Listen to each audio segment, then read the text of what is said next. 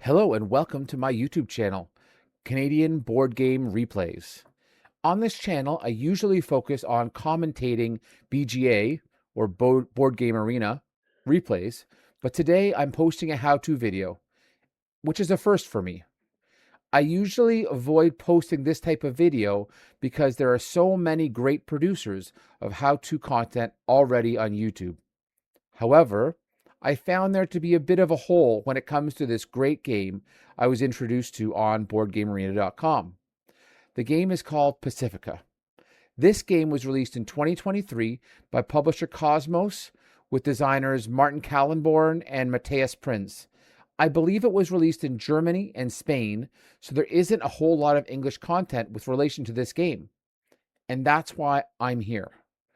The sunken city of Pacifica is coming back to life, and two people get to determine what the city will look like in the future. To do this, they collect art treasures, build paths, and promote inventions. Whoever gains the upper hand in a category receives an idol. The game starts with 7 idol categories: treasure, population, architecture, resources, knowledge, machines, and city festival, displayed in the middle of the table between the two opponents. During your turn, you will have the opportunity to perform 3 actions, which can be a combination of any of these 3 actions. 1, draw a card into your hand. 2, play a card onto the board. Or 3, activate up to 2 cards that are on the board already. Now, those activations have to be consecutive. You can't activate, then play a card, and then activate again. As you perform actions 2 and 3, so play a card and activate a card, you may end up claiming or securing idols. Let's talk about that now. So the win condition for this game is one of 2 things. The first person who either controls 5 idols or secures 3 idols.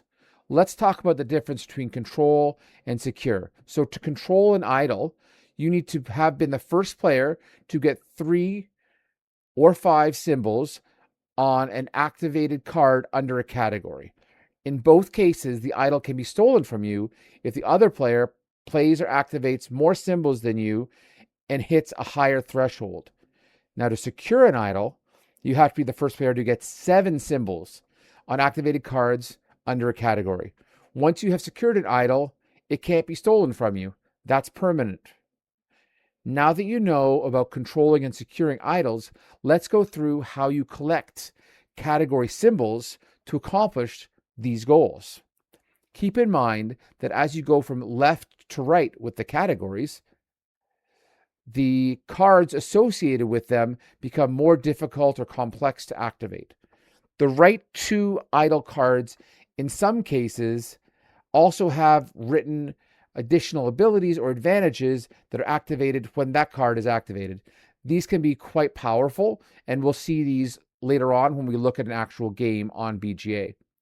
Now that we've talked about all the categories that are on the table and the associated idols, we need to talk about the final idol, which is not linked to any one category. That is the diversity idol. This rewards players who have activated cards under all the idol types. If you have 1 for each category, you control the idol. If you have 2 symbols for each and every idol category, then you secure it. Now that you know the basics, let's jump into this replay that I recently played against Scribble on BGA. This will give you a sense of how the game flows and how the BGA adaptation works. Spoiler alert, this game, along with every game I've encountered on BGA, is very well adapted. Remember, every turn you can do any combination of the 3 actions: draw a card, play a card to your board, and activate up to 2 cards. So here is the ending screen of the game with Scribble. You can see this was a win for me, and you can see here the idols that were involved. So you can see here the reason I won was I secured the treasure, population, and resources idol. This is how they look when they're secured. And you can see I also had control over the architecture idol, and it would have taken Scribble 5 architecture symbols to steal it away from me. That's what that number donates there. And then Scribble had 3 of his own idols. So the knowledge and machines. So knowledge, I would have had to get 7 knowledge to steal that from him, and machines 5. And this guy over here, although it's around the city festival category, it actually doesn't relate to that at all. That is the diversity idol. So that tells you that he had control over the diversity idol, but hadn't secured it. So in order to secure it, I would have had to have 2 symbols of each type. And you can see I don't have any for knowledge, machines, or city festival. So that wasn't going to be the case anytime soon. So let's look at the cards down here before we move on to the actual game. I'm going to zoom in here a little bit just to show you. So these are the cards that I have on my board that I used to get the symbols to secure or control these idols. You can see here, so for example, in the treasure section, like this card in particular, in the top left, it had 2 treasure icons or 2 treasure symbols here, and the green check tells you that it's been activated. So everything is activated on my board except for this one down here in the architecture area. You can see it would provide 3 architect symbols if it was activated. It is not yet activated. I needed to activate it by consuming 1 brass resource, which I did have available, but I just didn't get to it in time, or I didn't need to do it to win the game. Let's scroll over to, let's look what Scribble's got going on here now. So the top is Scribble and the bottom is my board. It's a bit confusing to see just because their boards are upside down.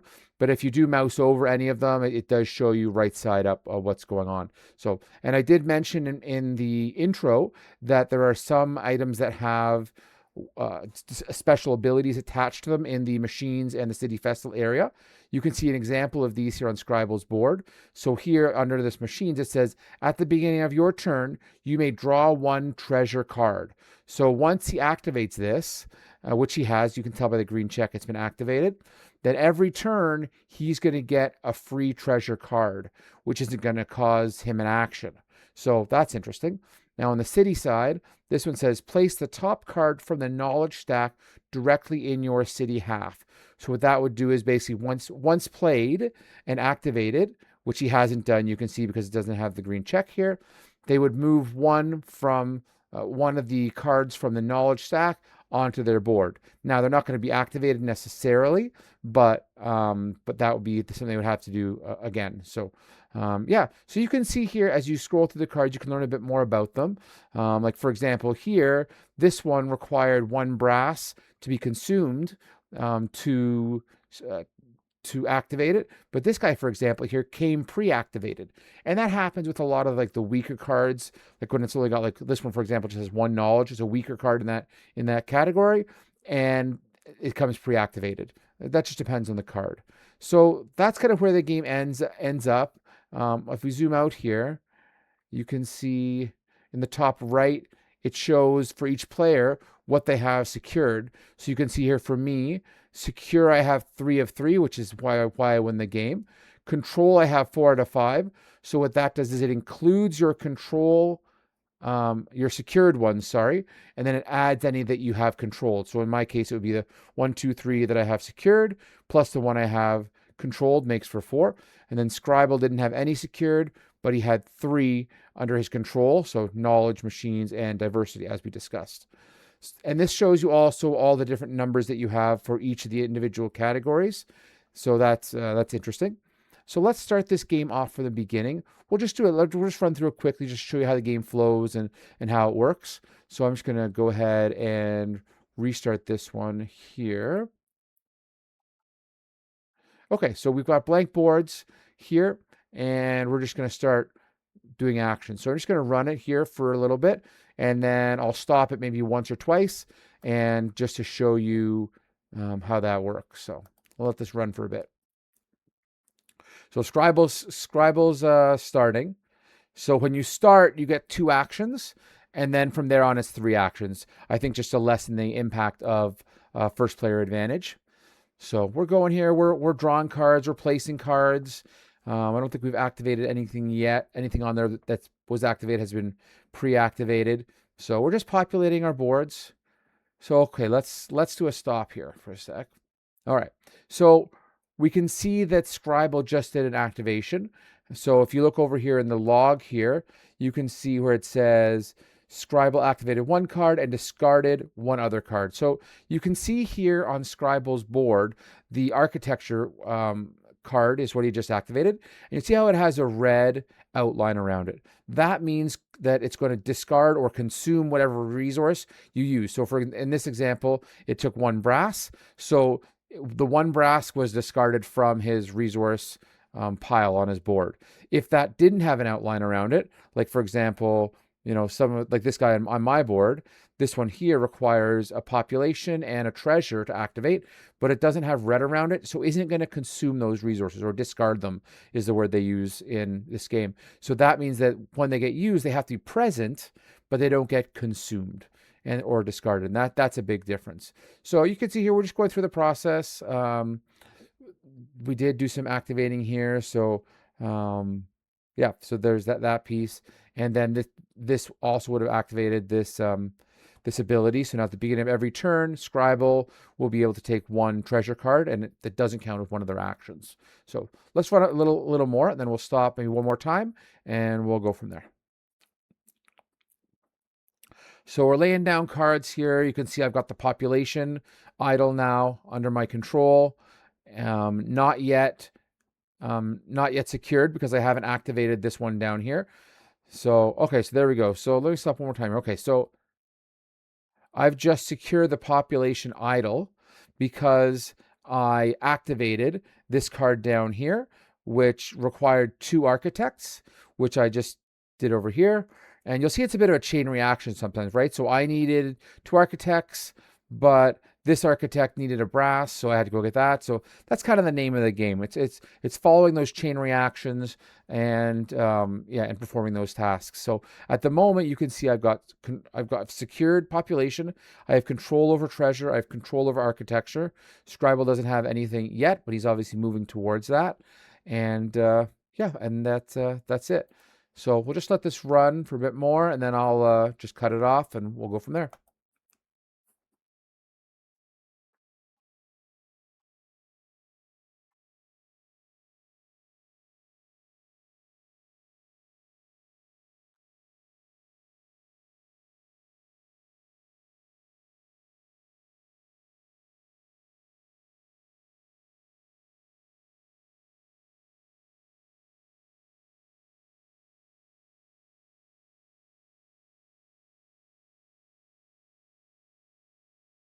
So you can see my resources are building towards securing. And now I've got control, now I've got secure, and that's the end of the game. So you can see how I built up my resources piece by piece, and I stole that idol away. He had control of it, and then I stole it back to secure it. So that's the end of the game. I hope you really enjoyed this video, and I hope you really enjoy this game. This game is highly underrated, I feel like, and really underplayed in on BGA. It's still in beta, so they're still looking, maybe a couple bugs here and there. But I find, it does take a while to get a game if you just try and start it. But if you go into the general chat and just say Pacifica anyone, I've managed to get a couple people to play that way. And, if you want to add me and want to play a game with me, I'm happy to do that. Paul T111 is my username on BGA. So if you want to hit me up, we can certainly try a playthrough of the game. So I think that's all. I think you've got the basics to go through a game. I highly encourage you to try it out. Again, I think it's great. There is a really good tutorial also on BGA that if you want to get in there and actually play through a couple turns. I did that. Highly recommend that. And yeah, thanks for watching this video. And if you are interested in any more content from BGA, please subscribe to my channel. Take a look around. I do try to add commentated BGA replays, a couple every week. Around a bunch of different games. I think I've got maybe 6 or 7 or 8 games right now available, and I'll be expanding that. So if there's any more content you want to see commentated or how-to videos, let me know. I am going to put a link in the comments to the rule book that I was looking at in the intro section. If you want to look at that at all, it's a good resource as well. Other than that, again, thank you for listening to this video and coming to my channel, and I wish you a good time playing Pacifica on BGA. Bye.